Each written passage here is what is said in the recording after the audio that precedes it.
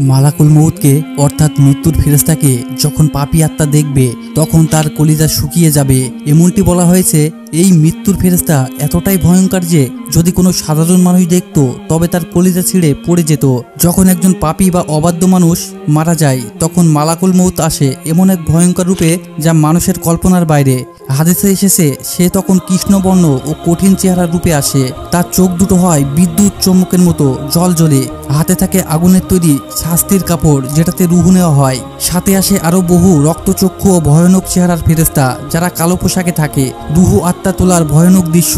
যখন ফেরেশতারা বলে হে মন্দ আত্মা বের হয়ে যাও আল্লাহর গজব ও ক্রোধের দিকে, তখন আত্মা শরীরের ভেতরে আঁকড়ে ধরে রাখতে চায়, বের হতে চায় না। কিন্তু মালাকুল মউত জোর করে খসখসে কাঁটা দিয়ে বানানো লোহার আকশির মতো যন্ত্র দিয়ে তা মাংস ছিঁড়ে ছিঁড়ে বের করে। দিনী ভাইরা ভিডিওটা একটু মনোযোগ দিয়ে শুনুন। উদাহরণ দেওয়া হয়েছে হাদিসে যেমন ভাবে কাঁটা ভর্তি কাপড় ভেজা তুলার মধ্যে ঢুকিয়ে টেনে টেনে বের করলে সব ছিঁড়ে যায়, তেমনি কষ্টে আত্মা বের করা হয়। এরপর কি হয় জানলে প্রিয় বন্ধুরা ভিডিওটি একটু ধৈর্য ধরে দেখবেন। এই আত্মা থেকে দুর্গন্ধ বের হয় যা নরকের গর্তের দুর্গন্ধের চেয়েও ভয়ঙ্কর। ফেরেশতারা বলেন এ কেমন নিকৃষ্ট আত্মা। তারপর তাকে আসমানে উঠতে দেওয়া হয় না, সব দরজা বন্ধ হয়ে যায়, তাকে জমিনের নিচে ছুঁড়ে ফেলা হয় এবং তখন থেকেই শুরু হয় কবরের আযাব। হে মাবুদ আপনি আমাদের মৃত্যুকে সহজ করে দিন, আমিন।